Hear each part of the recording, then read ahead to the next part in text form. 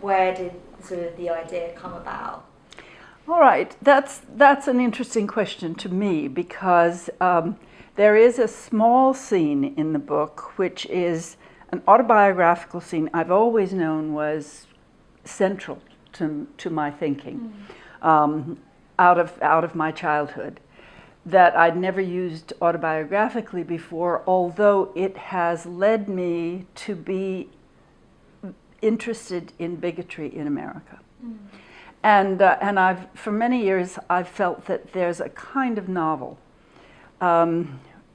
really stemming from Huck Finn, Mark Twain, but debased, finding, I call it the Mockingbird syndrome, and I do think that To Kill a Mockingbird is a fine novel.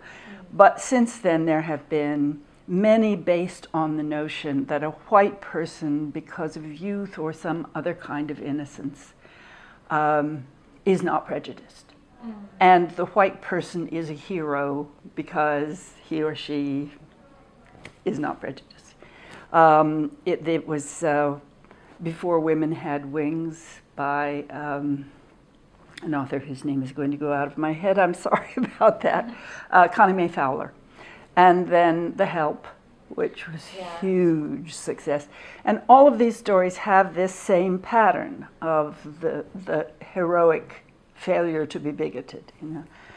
And I think that is a very, very partial, if not dishonest, representation of where we are with race in America. In fact, as I was writing Bridge of Sand, I thought Obama was just about to be president. Maybe all this is passé. Maybe we are rid of prejudice. Maybe we are post-racial, you know, and all as well. But it's been very clear since then that that is not the case. And so what I wanted to write about in Bridge of Sand is someone who knows that her grandmother was a bigot, knows that her mother was a hypocrite, considers herself post-racial, falls in love with a black man, and then comes up against all of the barriers that there are to black-white relationships in America. Is the book in any way autobiographical, and which part? There is one scene that is distinctly straight out of my childhood, and that is when Dana asks her mother if, when her mother's maid is unable to find someone to babysit her daughter, and so the daughter comes along one afternoon. And she and Dana just hit it off, and they get involved in very inventive play. Play that is, in some ways, a parody of their elders in black-white relations, or in servant-master relations. And Dana is so thrilled with this play that she asks afterwards, she says to her mother, there's no need for her to find a babysitter, she can come along every week. And her mother, she is aware that her mother is lying in her response, but has no idea what kind of lie it is or why her mother should tell it. Her mother says, oh, I don't think it would be convenient, dear, and you know, it really isn't. We might be busy, it might be difficult to arrange, and it's just, you know, she's well, that is straight out of my childhood. I did have that experience, that first experience of recognizing what I later came to see as social dishonesty, you know, false. Yeah. The book starts at 9/11. Yes. I think actually you may have answered this earlier, but we were wondering whenabouts you sort of started writing it in relation to that time. Oh, that's an interesting question. Let's see. That was 2001, wasn't it? I had been thinking about Dana's story for a very long time. I think it was the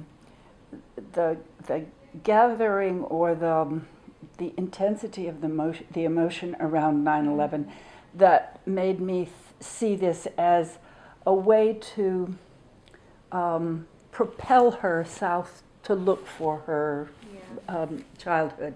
I remember that I remember that someone said to me shortly after 9/11 that she'd had a baby on 9/11, and she felt as if the birth was simply stolen from her. It was not an occasion, you know. And I thought for my heroine that to bury her husband on that day would have the same kind of disorienting effect. Yeah, very much so. The main character, Dana, goes on this huge journey once she's restored a cabinet.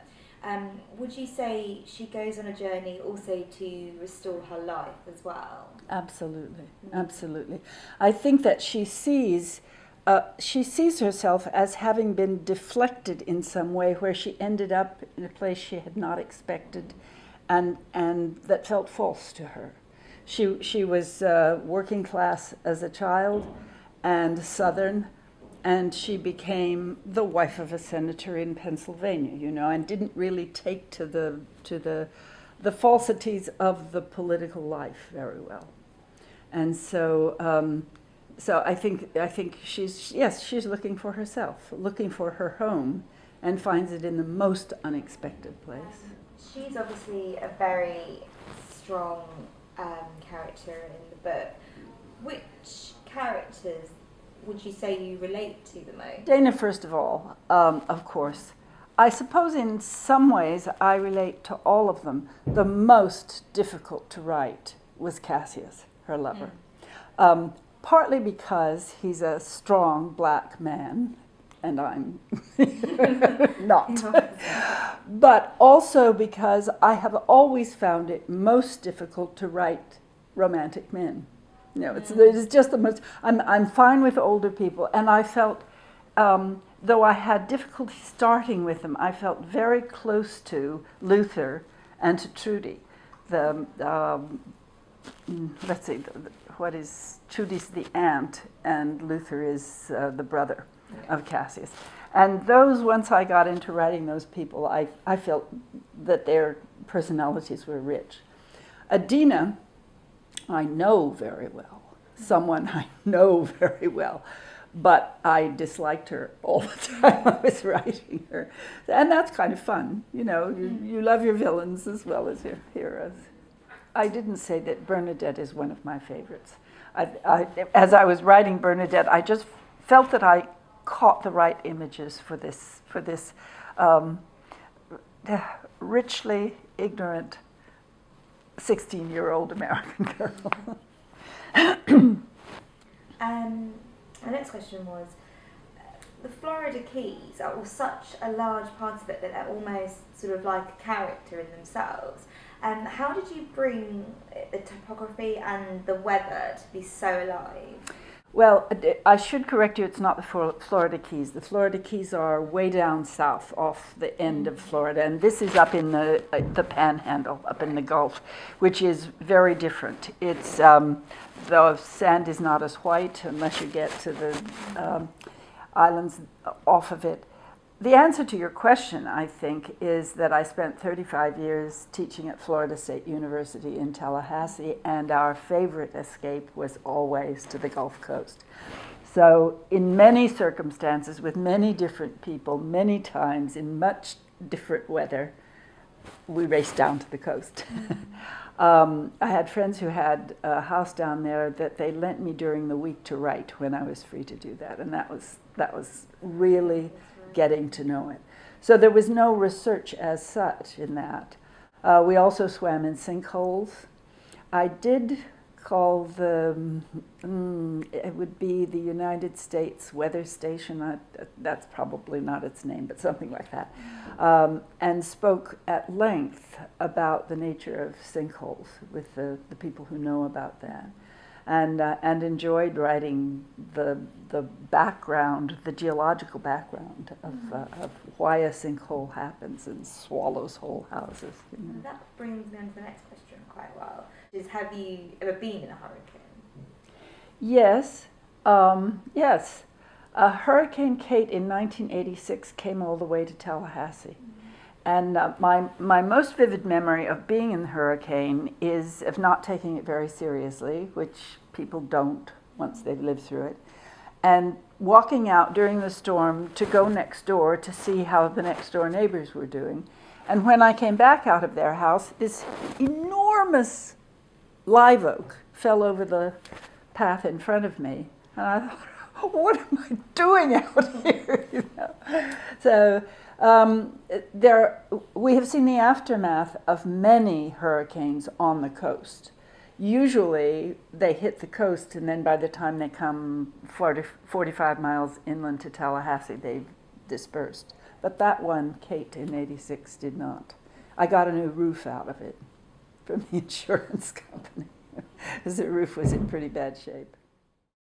Before Bridge of Sand, you're very well known for writing the fiction books, or how to write fiction books. What would you give as your main piece of advice to people trying to start writing fiction? That's very difficult. I'll try.